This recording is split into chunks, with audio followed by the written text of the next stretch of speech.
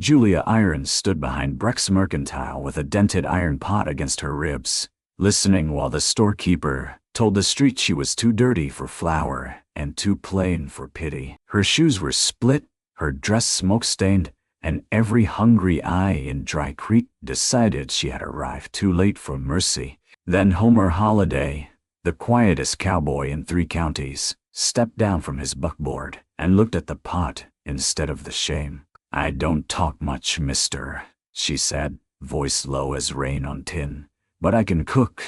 Homer heard more than a plea. He heard a woman fighting to stay alive without begging.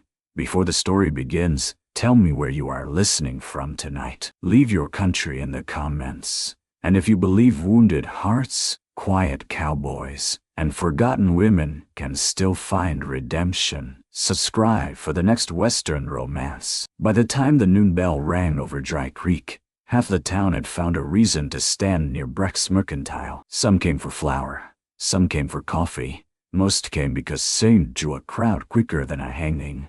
Julia Irons stood by the rain barrel with her dented pot held in both hands. The pot was blackened on one side, polished thin on the other, and tied at the handle with a strip of faded blue cloth. Everything she owned had been packed inside it that morning. A wooden spoon, a chipped cup, 2 needles wrapped in paper, and a folded letter she had not shown a soul. Silas Breck stood on the back step of his store, thumbs hooked in his suspenders, his narrow face pinched with pleasure. "I told you once, woman," he said, loud enough for the boardwalk to hear. "Credit is for folks with names behind them, not drifters, not runaway brides, not women who come in here smelling of smoke and river mutt." A little laugh went through the crowd. Julia did not lift her eyes. She had learned long ago that looking at a cruel man only fed him. "I asked for work," she said, "not credit. You asked to cook in my boarding room. I said I could. You said plenty for a woman who don't know how to explain where she came from." That stung worse than the laughter. Julia's fingers tightened around the pot handle until the blue cloth cut into her palm. No past. That was what they had named her by supper the night before. The woman with no past. She had come off the southbound wagon 2 evenings earlier, after a storm washed out the trail bridge. She had walked the last 6 miles. Her dress had torn in the mesquite. Her hair had come loose. There had been smoke on her sleeves from a campfire that burned more than breakfast. She had asked at the church for sweeping. The church ladies said there was no room. She had asked at the hotel for washing. The hotel keeper said his wife handled it. She had asked Silas Breck if he needed someone to cook in the back room for teamsters and cattle hands. Silas had let her stand there long enough for 2 men to turn and look her over like a mule at auction. Then he had smiled. "You married?" "No." "Widowed?" "No." "Promised?" Julia had gone still. "Not anymore," she said. That answer had chased her through town faster than a dust devil. Now, at noon, Silas held up the little sack of flour she had offered to work for. "Dry Creek don't need trouble," he said. "We got enough sorrow without feeding somebody else scandal." A woman near the hitching rail whispered she was left at the altar. "I heard." Another said, "No, she ran before it." A man laughed. Maybe the groom seen her face and rode away. Julia swallowed. The world blurred, but she would not cry in front of them. She had cried in a barn in Kansas, cried by a creek in Indian Territory, cried under a wagon while strangers slept, and each time crying had changed nothing. Tears could not fill a belly. Tears could not buy a roof. Tears could not make a person clean in the eyes of people eager to see dirt. She turned to leave. That was when a team of bay horses pulled up to the Mercantile, dust rising around their legs. The driver did not shout or crack a whip. He simply drew the reins back, quiet and firm, and the horses stopped as if they trusted his hands more than the road. Homer Holliday stepped down. He was taller than most men, lean from work rather than vanity, with a weather-browned face and eyes, the color of creek stone after rain. A scar cut through one eyebrow. His hat brim shaded him so well a person could miss him in a room unless he chose to speak. Dry Creek knew him. They knew his ranch lay 4 miles west, where the grass turned tough and silver in summer. They knew he had lost his mother young, buried his father after a winter fever, and kept the place alive with fewer words than other men used ordering beans. They knew he paid his debts, broke his own horses, and had once dragged a neighbor's boy from a flooded arroyo without telling anyone until the boy's mother did. They also knew he had not courted a woman since Ruth Calder, married his older brother, and left town widowed inside a year. Homer took one look at Julia, one at the flour sack in Silas Brick's hand, and one at the crowd. "What's the trouble?" he asked. Silas' smile thinned. "No trouble, Homer.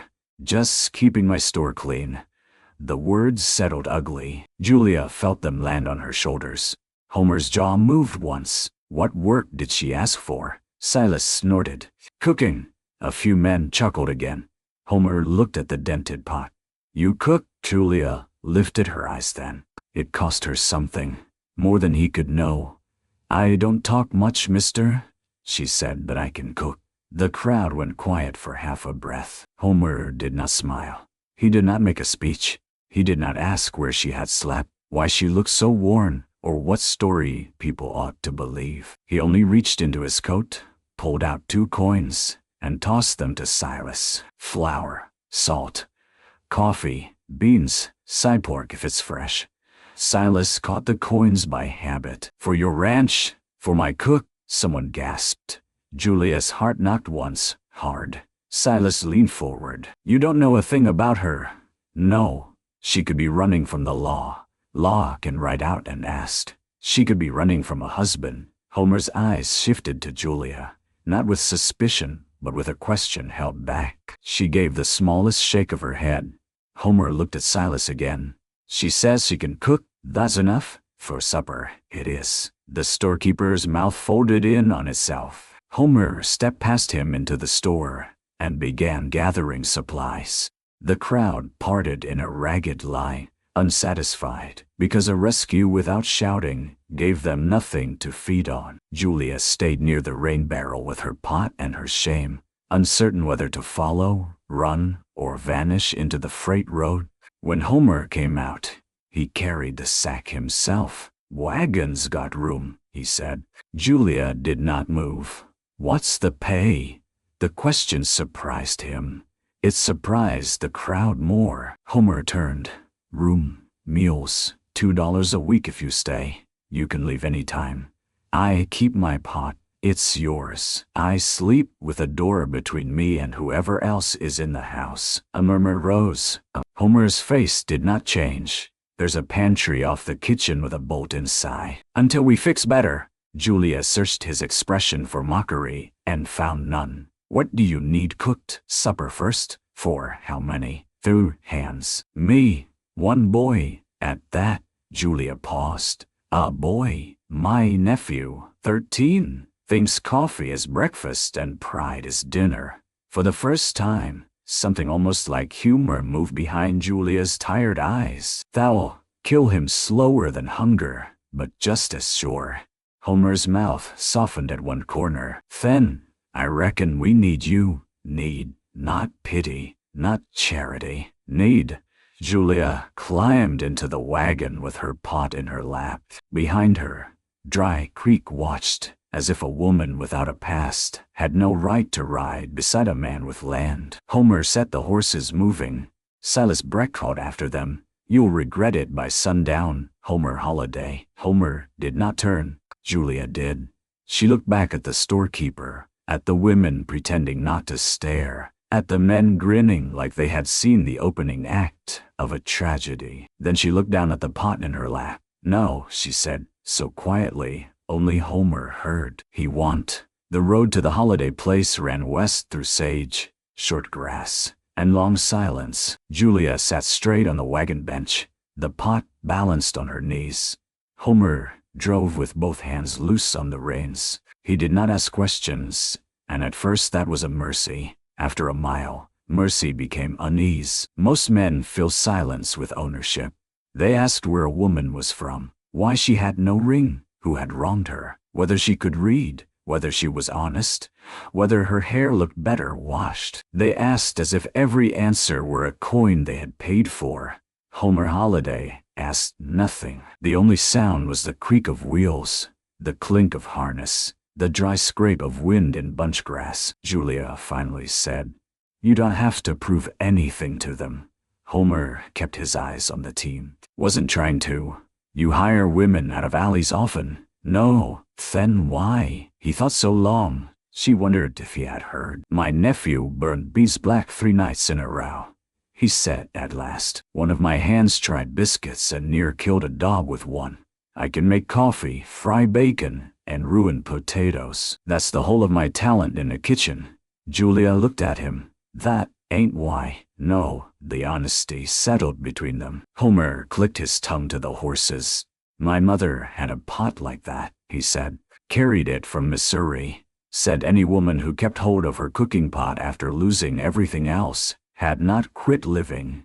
Julia's throat tightened before she could stop it. She turned away toward the distance. The Holiday Ranch appeared slowly, first as a line of cottonwoods, then a windmill, then a low house built from squared logs and later additions. The roof needed patching. The porch sagged on one side. A barn stood beyond, red once, now weathered to the color of old blood. 3 men near the corral stopped working when the wagon rolled in. One was old and narrow, with a gray beard and one suspicious eye. One was broad-shouldered and young, with a foolish smile he tried to hide. The third, barely more than a boy, stood at the chopping block holding an axe too big for him. That boy stared at Julia with open alarm. Homer set the brake. "Miss Irons," he said. "That's Ned Pike, Samuel Bell, and my nephew, Amos Holiday." Ned, the old one, spat into the dust. "We gotta cook for now," Homer said. Samuel tipped his hat, his ears turning red. Amos folded his arms. "We don't need one." Homer climbed down. "You need one most." The boy's face hardened. Julia recognized that look. Hunger wearing pride for a coat. She climbed down with her pot. The kitchen was worse than she expected. A sack of potatoes lay open near the stove, sprouting eyes. Bacon grease had gone cloudy in a skillet. Flour dust coated the table, but not in the way good work left flour. This looked like surrender. The stove was cold. The water bucket was nearly empty. 3 tin plates sat unwashed in a basin. No woman had kept this room in a long time. Julia set her pot on the table. "Where's the well?" Amos leaned in the doorway. "We got a pump." I asked where. He pointed. "Wood, behind the stove. Dry, some beans soaked." He frowned. "What?" Julia turned to Homer. "You said supper first." "I can make supper, but not miracles. I need water, wood split small, flour, salt, beans, side pork, and 1 onion, if you've got it." Samuel moved at once. Ned grumbled but followed.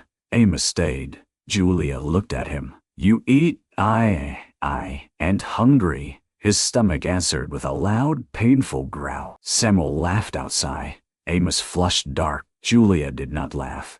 "Then you can peel potatoes while you ain't hungry." "I don't take orders from no." Homer's voice came from the porch. "Amos." 1 word, not loud. The boy's mouth shut.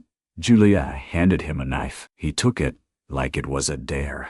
Within 20 minutes the kitchen changed. Not clean, not warm, not home, but awake. Water steamed.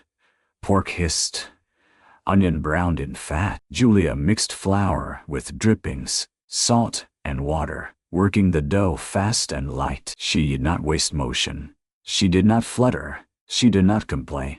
Homer watched from the yard while pretending to mend a harness. He had seen women cook. His mother had cooked with songs. Ruth Calder had cooked with pretty hands and sharp laughter. The summer she nearly married him before choosing his brother, Henry. After Henry died, Ruth left Dry Creek with a traveling salesman, and Homer had never again trusted a warm kitchen to mean anything lasting. Julia cooked as if food were not comfort first, but survival. Every scrape of the spoon mattered. Every pinch of salt was measured by need.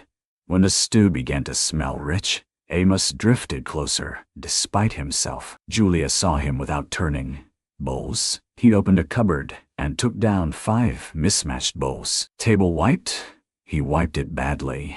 Again, she said. His eyes flashed, but he did it. At supper, the men sat like sinners invited to church. Julia placed stew before them, then biscuits wrapped in a clean towel she had found beneath a stack of rags and washed in boiled water. The biscuits were plain, but steam opened them tender. The stew held beans, potatoes, onion, pork, and a thickness that made the whole room quiet. Ned tasted first. His one good eye widened. Samuel took one bite and closed his eyes. Lord above. Amos tried to eat slowly and failed. Homer waited until everyone had begun. Then he lifted his spoon. It was only stew, but it was not. It was the first meal in that house in months that had not tasted like loneliness. Julia stood near the stove with her hands folded. Homer noticed. Aren't you eating? After. Sit. I work first. You cooked. Sit. The room went still. Julia looked at the 4 men at the table, then at the pantry door with its little bolt. She had eaten standing too often, because sitting made people think she belonged, and belonging could be snatched away. Homer rose, took a bowl from the shelf, filled it, and set it at the end of the table. Nobody spoke. Julia sat. Amos stared at his bowl. Eats better than Uncle Homer's potatoes. That ain't praise, Ned said. That's court testimony. Samuel laughed through a mouthful and nearly choked. Julia's lips moved, not quite a smile. After supper, she washed dishes while the men handled evening chores. Homer came in, carrying a folded blanket. Pantry's not fit, he said, but it bolts. Tomorrow I'll move sacks out and put in a cot. Julia took the blanket. Tonight is enough. He hesitated. You owe me no story. That made her hands still. Most folks think they're owed one. Most folks talk too much. She looked at him then, really looked. Homer Holiday was not soft. There was too much weather in him, too much restraint, but his quiet did not crowd her. It left space around her, like shade. I was supposed to marry, she said before she knew she would. Homer waited. Julia folded the blanket against her chest. He didn't come. Then he did. Then I wished he hadn't. Homer's eyes changed, but he asked nothing. Outside, a coyote called from the ridge. Julia turned toward the pantry. At the door, she paused. I meant what I said. I can cook. Homer nodded. I know. No, she said. You don't. Not yet.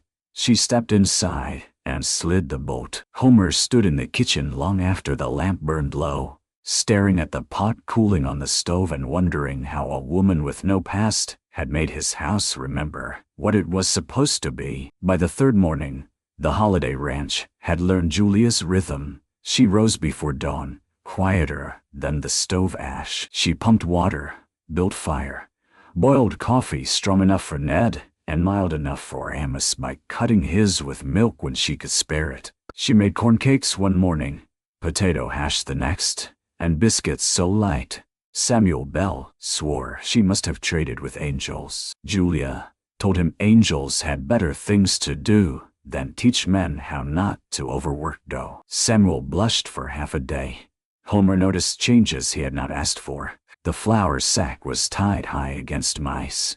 The beans were sorted in a jar. Coffee grounds went to the garden patch behind the kitchen. Bacon fat was strained clean. The broken latch on the pantry had been wrapped in cloth so it would not flatter at night. Amos noticed too, though he fought it. He had been a hard boy since his mother died and his father, Henry, followed with a fever the next winter. Homer had taken him in, but taking in a child and reaching one were not the same labor. Amos had learned to answer kindness like it was a trick. He lost chores, hid grief behind rudeness, and rode too fast near gullies as if daring the world to finish what it had started. Julia did not mother him. That was the first thing Homer respected. She gave him work. Peel them thinner, she said. That's how I peel. Then learn better. I'm not your hired boy. You're hungry like one. Amos glared. Julia handed him another potato. Every morning he came back. One afternoon, rain rolled over the plains in long gray curtains. turning the yard to black mud and trapping everyone indoors, except Homer and Ned, who rode out to check a broken fence. Samuel mended tack in the barn. Amos sat at the kitchen table pretending not to watch Julia make soup from bones, onion, beans, and a handful of wild greens she had gathered near the creek. "You always this quiet?" he asked. Julia stirred the pot. "Mostly." "Why? Words cost." Amos frowned. "No, they don't." "Then you ain't paid for yours yet." He thought on that. Rain ticked on the roof. The kitchen smelled of broth and smoke. After a while, Amos said, "My ma talked all the time." Julia kept stirring. She sang when she made bread. Badly. Julia's hand slowed. She put sugar in beans once. Uncle Homer ate 2 bowls and said it was fine.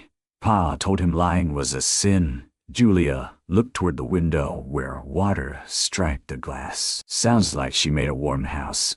Amos shrugged too hard. "It got cold after." There it was. Not a confession. A door opening an inch. Julia reached for the salt. Cold houses can warm again. "Takes more than fire, though."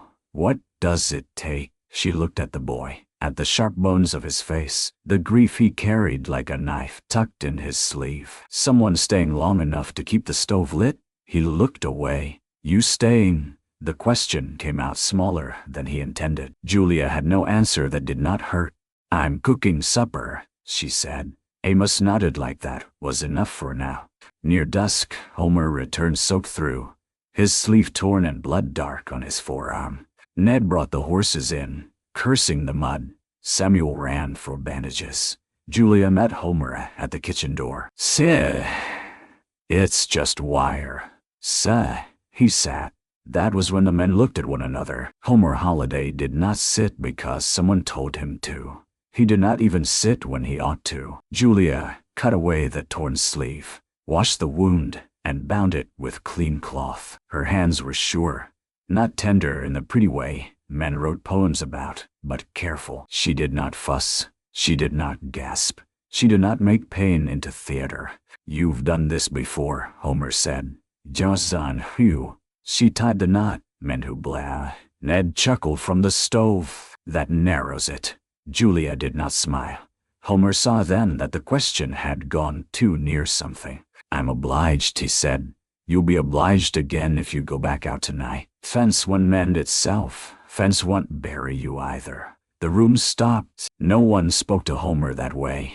Not because he was cruel, but because he had built a life around being unneeded. A man who needed nothing could not be told to rest. Homer looked at Julia. She met his eyes, not soft, not frightened. At last he leaned back. "Ned can check it at first light." Ned looked offended. "Old bones are apparently expendable." "Old bones know where to step," Julia said. Ned pointed at her. "That right. There's respect with poison in it." This time, Julia did smile, small and brief. Homer felt it like sunlight crossing a floor. The next week unfolded in practical mercies. Julia patched Amos' torn shirt without comment. Homer fixed the pantry into a narrow room, whitewashed the walls, and hung a shelf for a few things. Julia planted herbs in a cracked wash basin. Homer brought her a better knife from town and set it on the table, still wrapped in brown paper. Julia did not touch it at first. "What's this?" "Kitchen knife." "I had one." "You had a blade thin as a lie."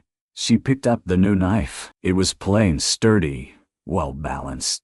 "How much comes out of my pay?" "Nothing." "No." Homer blinked. Julia set the knife down. "I pay for what is mine. It's for my kitchen. Then it stays if I leave." The words left a chill. Amos, standing by the pump, heard them and went still. Homer folded his arms. "Fine, fine. It stays if you leave. It's yours if you don't." Julia looked at him, trying to read the offer inside the sentence. Homer looked away first. That evening, she used the knife to slice apples Ned had brought from a widow's orchard east of town. She made a skillet pie with a top crust browned in the stove oven, and sugared just enough to taste like kindness. Amos burned his tongue because he would not wait. Samuel declared it a wedding-worthy pie, then turned crimson when the words landed. Julia lowered her eyes. Homer saw the shadow cross her face. Later, after the others slept, he found her on the porch, the blue cloth from her pot handle in her hands. She was washing it in a cup, rubbing at stains that had long ago become part of the cloth. "You don't have to stand watch," he said. "I'm not." "Looks like it."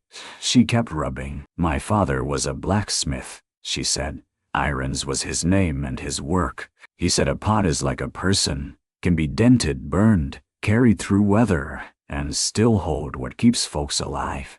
Homer leaned against the porch post. "Is he living?" "No, I'm sorry." Julia rinsed the cloth and wrung it carefully. "He died owing no man and speaking little. I liked that about him." Homer's gaze moved toward the dark yard. "My father spoke mostly to horses. Maybe they answered better." They did. The silence that followed was not empty. Julia tied the cloth back on the pot handle and stood. "Your nephew asked if I would stay." Homer's shoulders tightened. "Where did you tell him?"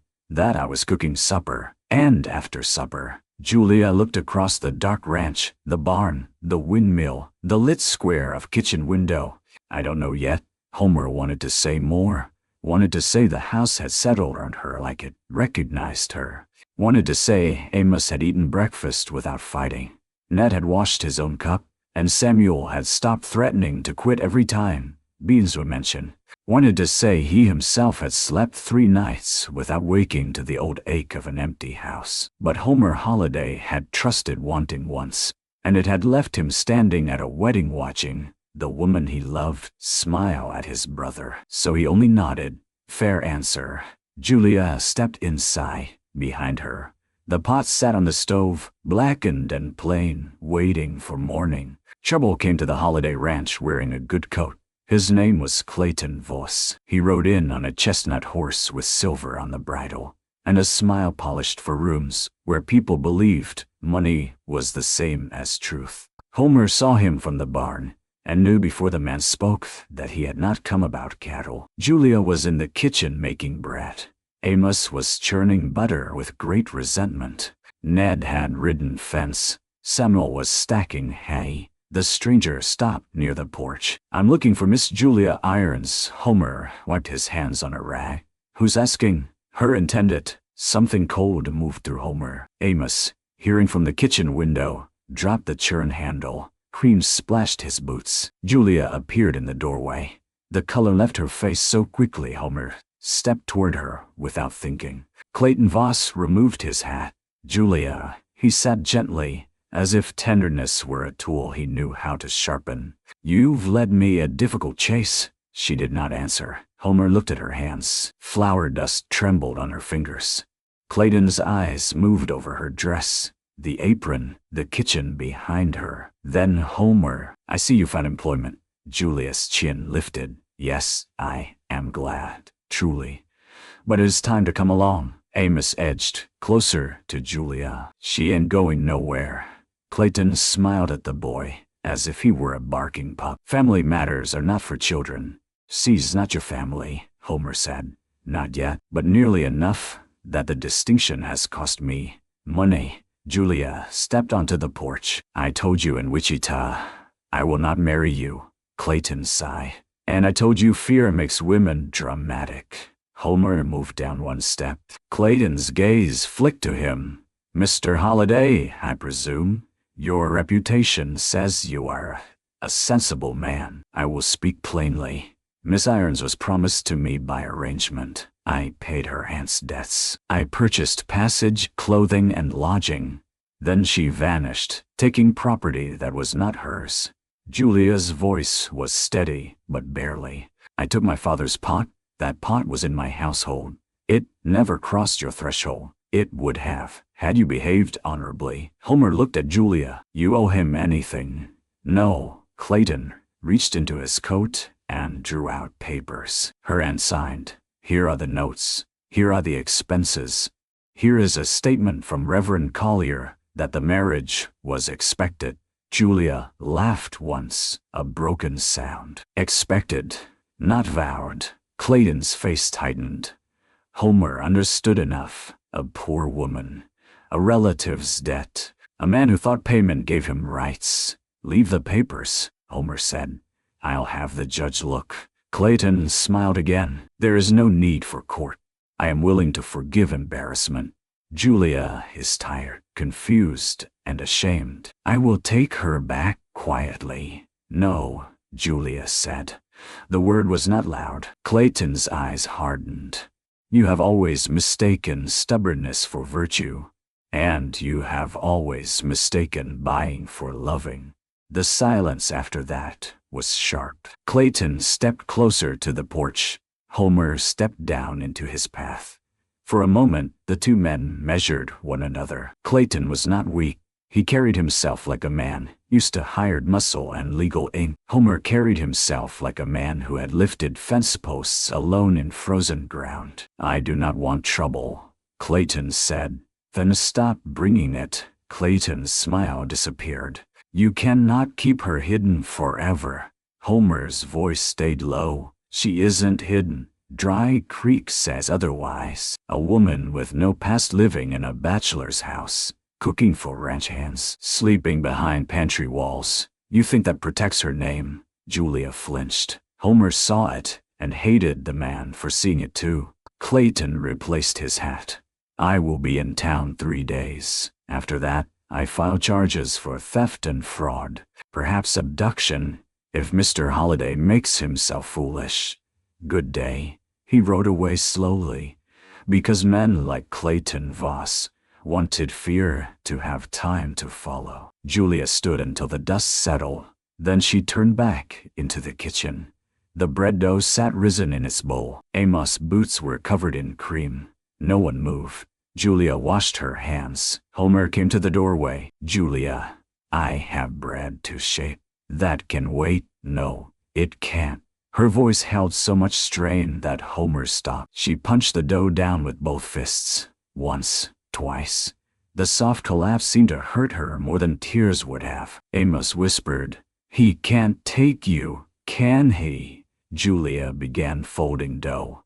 Men take what towns let them take, Homer said. This town won't. She looked at him then. You don't know this town as a woman does. That landed deep because it was true. Homer knew Dry Creek's roads, weather, cattle prices, grudges between ranchers, and which men lied at cards. He knew who would lend a wagon, who would cheat on feed weight, who would shoot drunk, who would cry at funerals. He did not know what it meant to be judged by every doorway before speaking. Julia covered the dough and wiped flour from her wrists. My aunt raised me after my father died, she said. She had debts. Clayton paid them. I thought he was kind. He asked for marriage. I said I would consider. Then I heard him tell a man he had bought himself a quiet wife who knew hunger well enough to obey. Amos' face twisted. I ran before the wedding, Julia said. He found me 2 weeks later. I hid in a wash house. Then I rode with a family west. Then I walked. That's all the grand mystery. Homer's hands curled at his sides. Horseshoe. Julia looked down. Not the way you mean. He never had to. He knew how to make a roof feel locked. The kitchen seemed smaller. Homer wanted to promise protection. To say no man would touch her. No paper would bind her. No rumor would stain her. But promises too easily became cages when spoken by a man over a frightened woman. So he asked, What do you want done? Julia stared at him. Not what should I do. Not what will he do. What do you want done? She pressed both hands flat on the table. I want to stay through Saturday and collect my pay. Amos made a wounded noise. Julia continued. I want to go to Judge Harlan myself. I want those papers read in daylight. I want no man speaking for me unless I ask. Homer nodded. Then that's what we do. Samuel appeared in the doorway, hat in hand, having heard enough to look ready to fight and cry at the same time. And if Voss tries force, Julia looked at the bread dough. Then I hit him with the pot. Ned, who had come in silently at the back, grunted. Good cookware deserves a fair fight.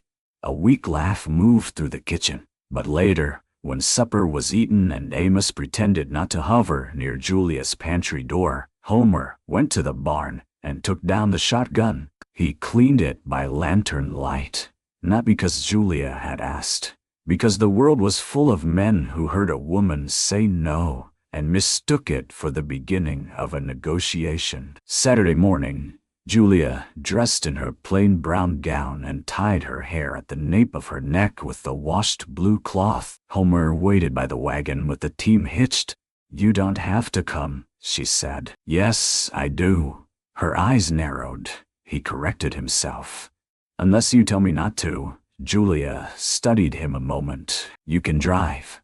Amos came running from the barn with a small parcel wrapped in flour sackcloth. "What's that?" Julia asked. "Biscuits," he said. "Too fast? In case court takes long? You made biscuits?" His ears turned red. I watched. Julia opened the cloth. The biscuits were crooked, pale, and one had a thumbprint deep in the middle. "Thou eat," she said. Amos looked relieved enough to be 10 instead of 13. Ned and Samuel rode behind the wagon, though neither admitted they were Garce. Ned claimed he needed tobacco. Samuel said he had business at the blacksmith, which was a lie, because Dry Creek had no blacksmith that week. When they reached town, word spread before the wagon stopped. Julia Irons had come back, not dragged, not hidden, not weeping. She stepped down from Homer Holliday's wagon holding her dented pot in one hand and the parcel of Amos biscuits in the other. Homer did not offer his arm. He wanted to, but she had said she would walk herself into daylight, and he honored that. Silas Breck stood in front of his mercantile. Clayton Voss stood beside him. Of course they had found each other. Men who measured people in debts often recognized one another.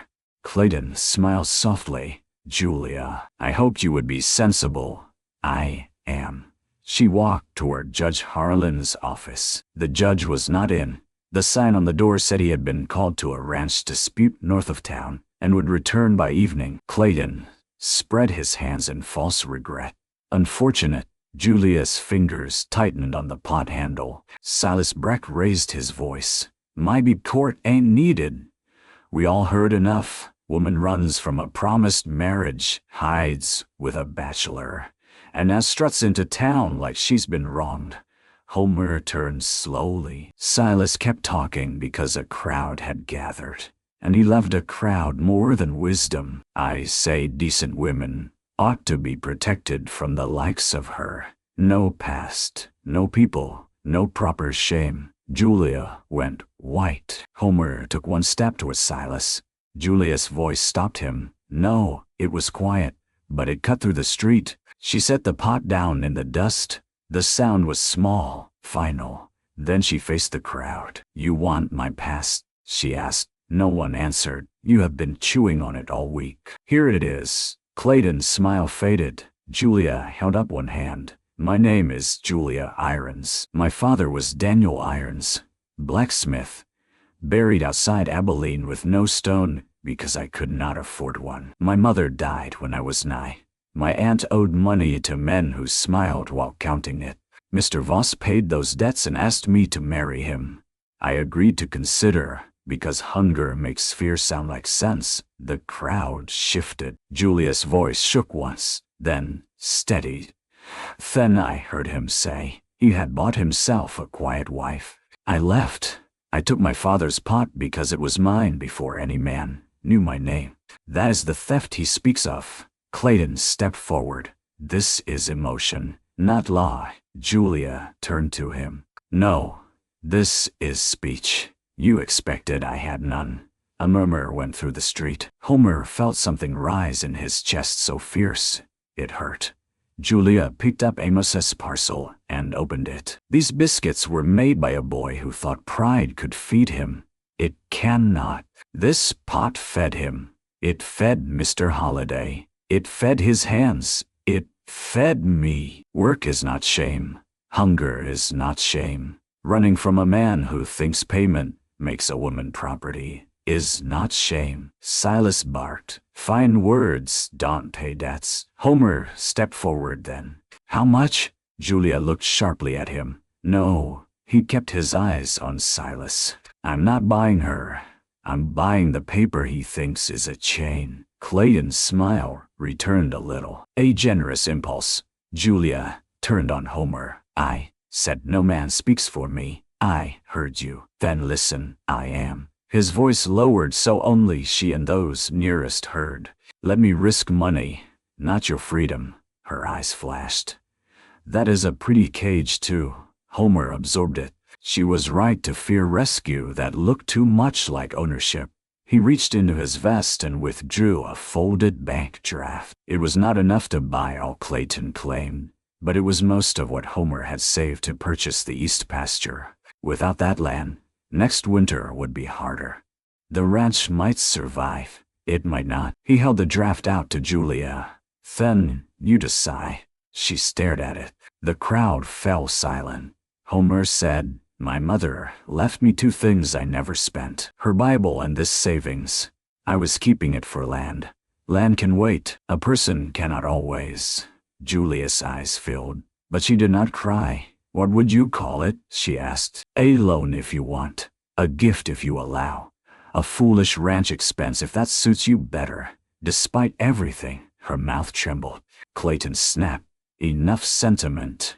The amount owed is $180. A gasp moved through the street. It was far more than the debts of a poor aunt could have been. Julia laughed softly. There it is. He added the price of being refused. Clayton's jaw tightened. Homer looked at the paper in Clayton's hand. Show the notes. Clayton hesitated. Ned pushed through the crowd. Man asking money in public ought to show public figures, Samuel added. Unless he's ashamed of his arithmetic. Clayton's face reddened. At that moment, a buckboard rattled from the north road.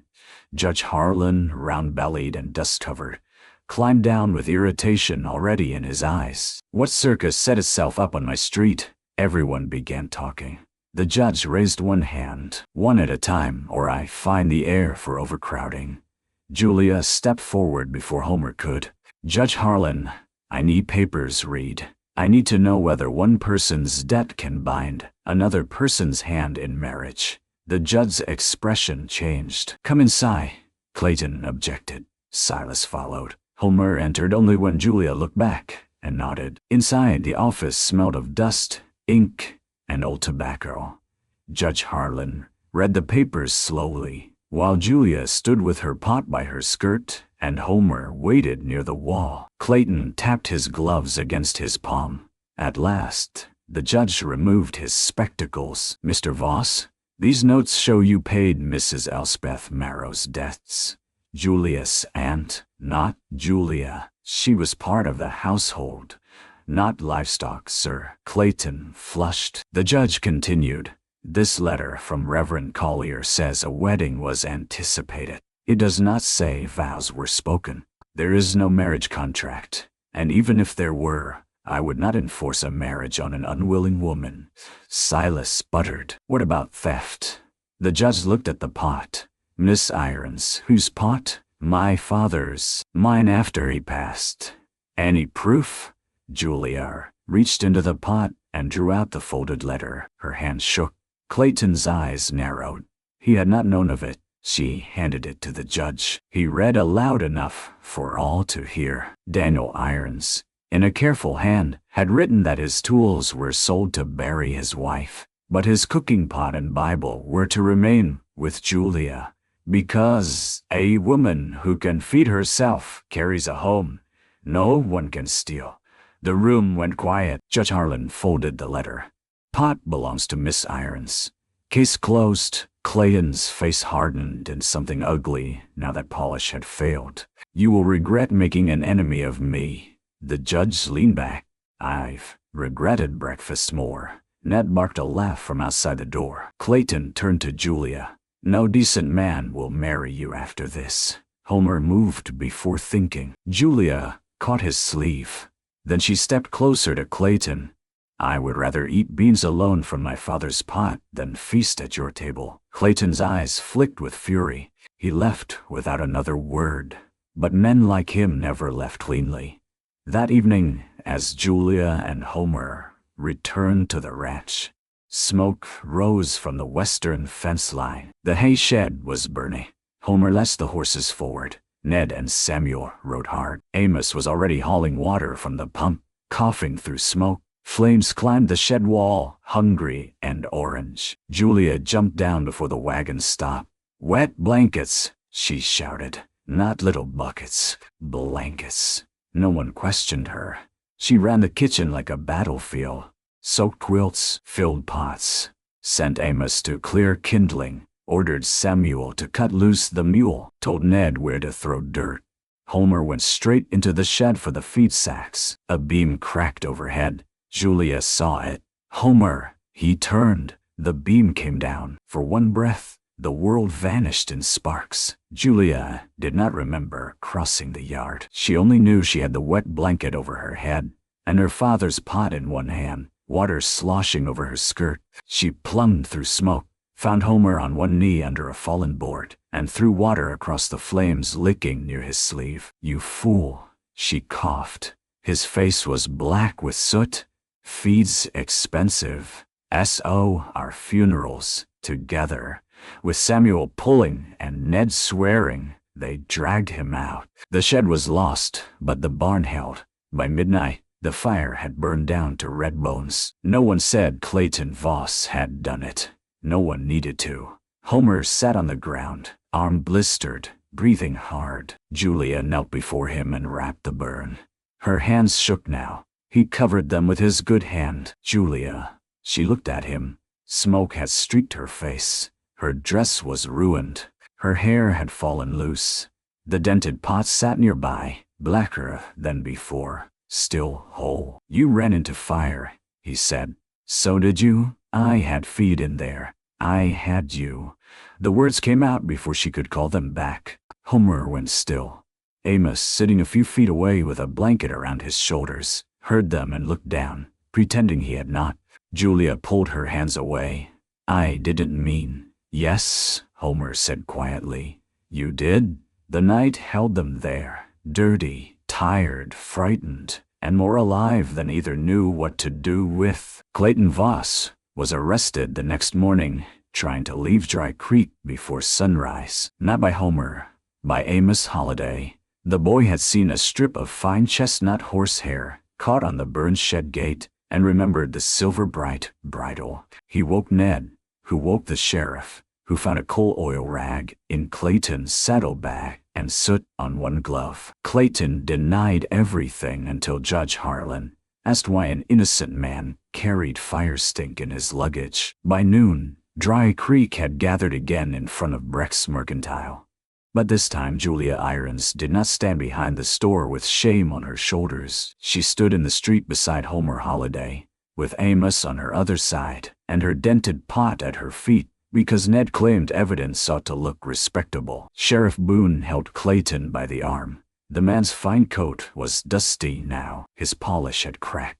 Silas Breck stood on the boardwalk, pale and sweating. Judge Harlan addressed the crowd because he understood that harm done in public needed truth in public. "Miss Julia Irons is not wanted for theft, fraud, or any other charge. She is free to work, travel, marry, refuse marriage, own property, and stand in this town without being hounded by gossip dressed up as virtue." A few women lowered their eyes. A few men shuffled. The judge turned toward Silas. "And Mr. Breck will no longer deny lawful trade to a woman because her poverty offends his window glass." Silas swallowed. "I never meant—" "You meant plenty," Ned called. The judge ignored him.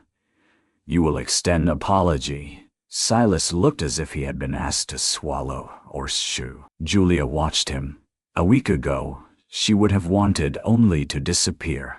Now, with the whole town staring, she understood something hard and bright. Being seen could wound, but it could also return what hiding had stolen. Silas removed his hat. "Miss Irons," he said stiffly. "I spoke wrong." Julia waited. The crowd waited. Silas' face reddened. "I treated you poorly." "I'm sorry." Julia nodded once. "Sell fair. That will do." Homer looked at her with admiration so open she nearly had to look away. Clayton laughed bitterly. "Enjoy your charity, Julia." She turned toward him. For the first time since he had found her at the ranch, She did not feel small before him. It was never charity, she said. It was work. That is why you hated it. The sheriff led him away. The town exhaled. Then Mrs. Bell from the wash house stepped forward, holding a basket. I could use help feeding 12 railroad men next Tuesday, she said. Paid help? Julia blinked. Another woman, Mrs. Tate, cleared her throat.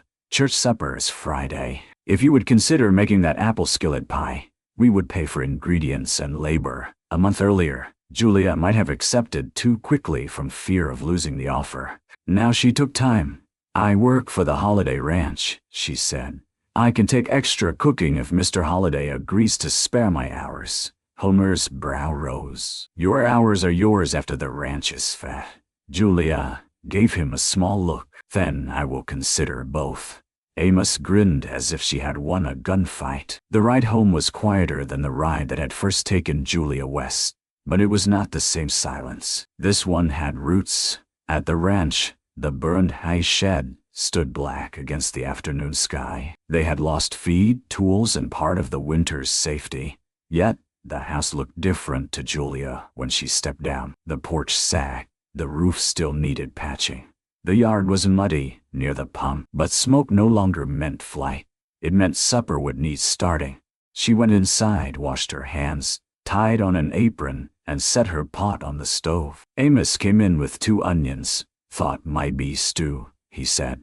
You thought right? I peeled them already. She inspected the onions. Too thick in places, but better. You're learning. He tried not to smile and failed. Ned brought in a rabbit.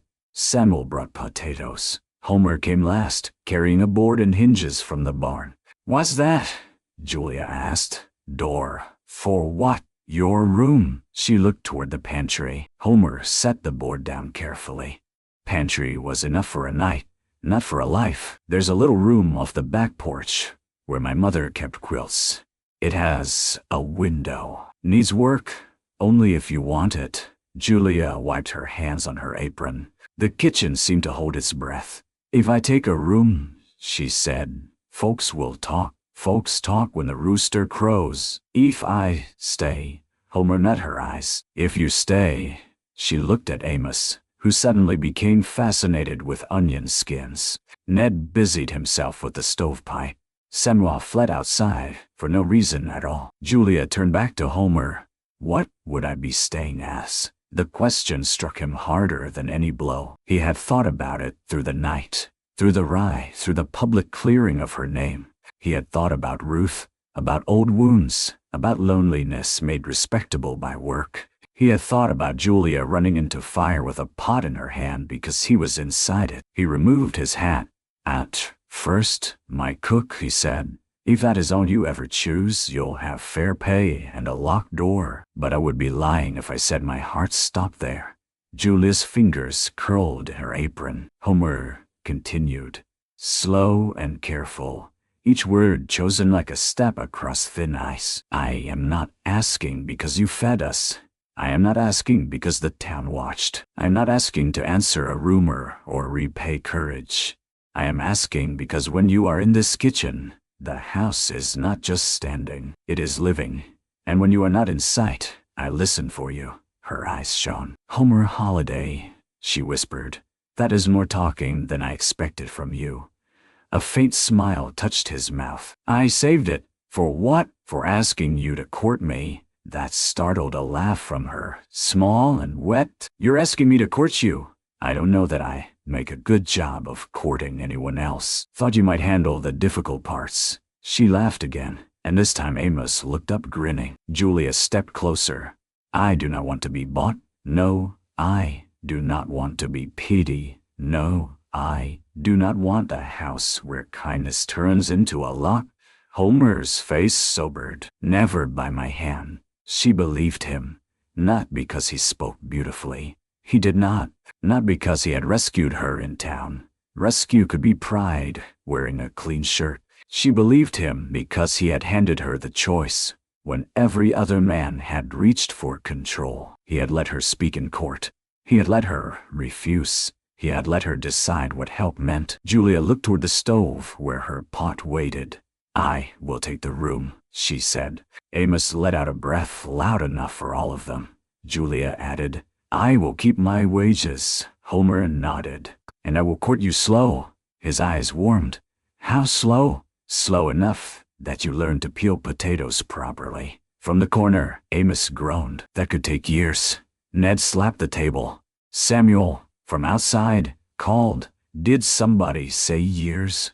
The laughter that filled the kitchen surprised Julia, most of all because she was inside it, not outside looking through a window. Weeks turned. The new room was scrubbed, whitewashed, and given a proper bed. Homer built a shelf for Julia's father's letter and a hook for the blue cloth when she washed it. Amos brought wildflowers and claimed they were for the room, not anybody particular. Ned pretended not to care that Julia made his coffee exactly right. Samuel learned biscuits well enough to be dangerous only half the time. Dry Creek changed slower. Some still whispered. Some always would. But when the church supper came, Julia set 3 great pots of stew on long tables and watched men who had laughed at her shame come back for seconds with lowered voices. Mrs. Tate paid her fairly. Mrs. Bell hired her twice. Silas Breck sold flour without comment and waited honest under Ned's one-eyed glare. Homer courted as he lived, plainly, steadily, with no waste. He brought Julia a packet of seeds instead of ribbons because she had once said, herbs made poor soup brave. He walked with her at dusk, but never too far from the house until she chose the farther road. He asked before touching her hand. The first time she placed it in his, both of them went silent for so long Amos rolled his eyes and said, even the horses had more sense. At winter's edge, the Holiday Ranch raised a new hay shed. Neighbors came to help because guilt, gratitude, and the promise of Julia's cooking proved equally powerful. By sundown, the frame stood square, the roof was nailed, and 2 long tables had been set in the yard. Lanterns swung from posts. Coffee steamed. Julia's pot sat over the fire, filled with beef, beans, onion, and dumplings. Homer found her alone for a moment, near the stove, watching the stew bubble. The sunset burned copper behind her. The blue cloth tied back her hair. The pot was dented, blackened, and steady as a heart that had survived being broken. I've got something, he said. Julia looked wary in the old way, then softer when she saw his hands were empty. What? Words? That sounds serious. It is. He stood beside her, not in front of her, and looked out over the yard where Amos was laughing with Samuel, and Ned was arguing with Judge Harlan over coffee strength. I love you, Julia Irons, Homer said.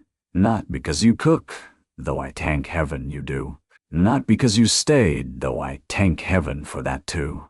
I love you because you are brave when nobody would blame you for being afraid. Because you make a house honest. Because you speak when words are needed and keep quiet when they are not. Because you chose your own life when others tried to write it for you. Julia did not answer at once. The old fear rose, not gone, only smaller. Love had been used as a bargain before. Marriage had once sounded like a door closing. But Homer's voice did not close around her. It opened. She reached for his hand. I love you too, she said, quietly, stubbornly, with supper getting cold if you make me say it twice. He laughed then, low and surprised, and the sound moved through her like warmth. Amos came running. Are we eating or having feelings? Both, Ned said behind him. Tragic waste of appetite. Julia lifted the ladle. Homer took the bowls. Together they served everyone who had come. Ranch hands, neighbors, church women, the judge, even 2 shy children who stared at Julia as if she were a legend because their mother had told them the story of the woman who faced down a bad man with a cooking pot. When the meal was done and the stars rose clear over the repaired shed, Homer stood before the porch with Julia beside him. No grand wedding had yet been set. No preacher had spoken. No paper had named what they were becoming. But home had already begun. Amos leaned against Julia's side without asking. She rested a hand on his shoulder, as naturally as breathing. Homer saw it, and the old loneliness inside him loosened its final grip. Later, after the guests rode away and the ranch settled into night, Julia carried her pot back to the kitchen. Homer followed with the last stack of bowls. The fire in the stove had burned low. The room smelled of stew, coffee, wood smoke, and something harder to name because it had taken so long to arrive. Julia set the pot on the table. Homer hung his hat by the door. She looked at the pot, then at him. "The first day you hired me with one pot and no past." Homer shook his head. "No, I hired a cook with one pot. The past came when you trusted us with it. And now?" He stepped close enough that she could take his hand or refuse it. She took it. "Now," he said, "I am asking the woman I love to keep cooking in this house as long as she wants, and to let me spend my days proving the door opens both ways." Julia looked toward the little room off the back porch, toward Amos' boots abandoned near the stove, toward the shelves she had filled with jars, herbs, flour, and the quiet evidence of staying. Then she lifted the dented pot and placed it on the stove for morning. "I don't talk much, mister," she said, eyes bright with tears and teasing. "But I can cook." Homer smiled. "I know," he said. Outside, the wind moved over the plains, cold and wide. Inside, the stove held its fire. The pot held tomorrow's bread sponge, and Julia Irons stood beside Homer Holiday in a kitchen that no longer belonged to loneliness.